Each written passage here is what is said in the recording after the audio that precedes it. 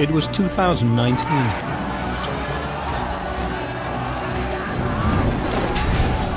A watershed year for Hong Kong.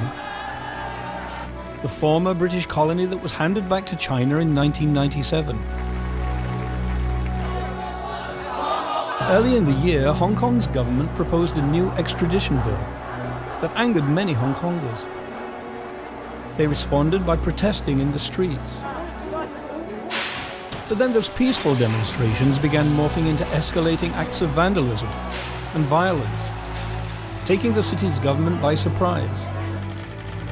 But no one was more surprised than the young man behind all this turmoil, self-confessed murderer Chan Tong Kai. The 20-year-old Hong Kong citizen was accused of murdering his girlfriend while on a holiday to Taiwan. He confessed after fleeing back to Hong Kong. Little did Chan know that his act of violence would be the spark to ignite months of chaos that would engulf Hong Kong. Hong Kong's government is using this case to pass a controversial new law permitting criminal fugitives to be extradited, not just to Taiwan, but also to China. All we wanted to do is to fill the gaps so that we can send fugitives to mainland China, Macau, and Taiwan after court procedures. Everything has to go through the courts.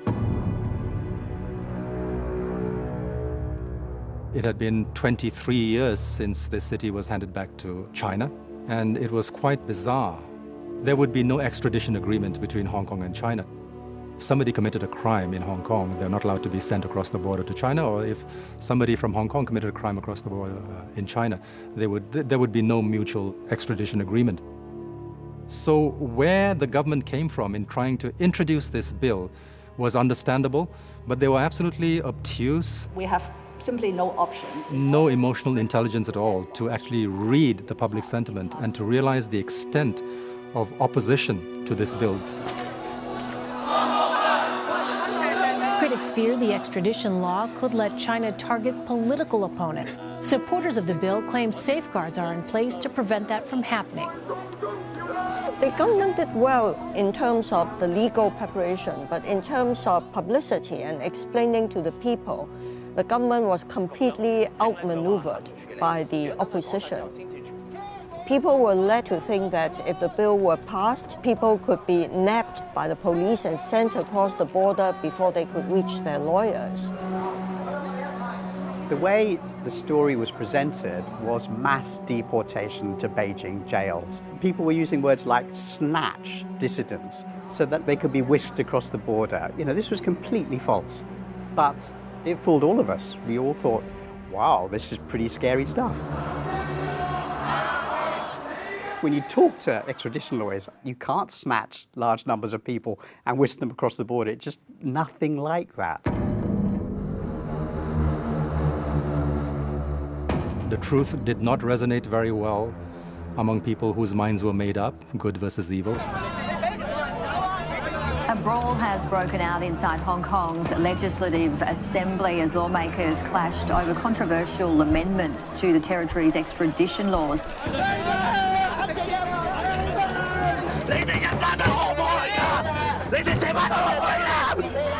Anger over the extradition bill provoked Hong Kong's pan-Democrats to attack the opposition pro-establishment party, and their fury spilled onto the streets.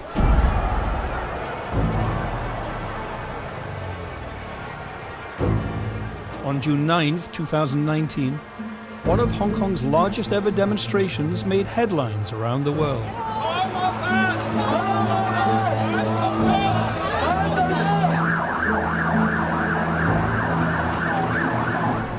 A lot of people had not even seen the details of the extradition bill. That was their demand: withdraw the bill.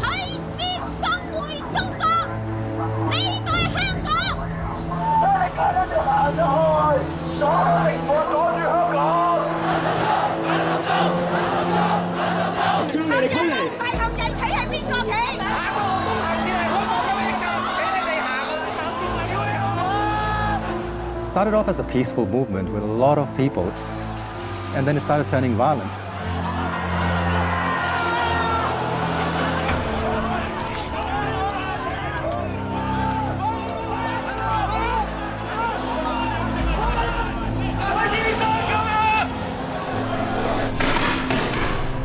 In the weeks that followed, mounting frustration over the government's unresponsiveness led to rapidly escalating confrontations with Hong Kong's police. Street violence was increasingly commonplace, and as the chaos gradually touched more and more lives, fear gripped the city, polarizing opinion and causing deep rifts amongst families and friends. And it wasn't long before the city's crown jewel, its vibrant economy, began sliding into recession. It was the perfect storm. Long-held anxieties and smoldering resentments became the kindling for months of civil strife, culminating in a violent insurgency.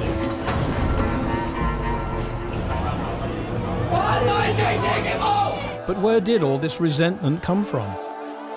Clearly, the anger and bitterness hadn't materialized in a vacuum. To answer that question, perhaps we need to look back further into Hong Kong's recent past. I'm Malcolm Clark. I was shooting a film in Hong Kong for much of 2019, so I witnessed up close what was happening there. But when I tried to speak to people in the streets, I was struck by how reticent they were to go on the record. Why?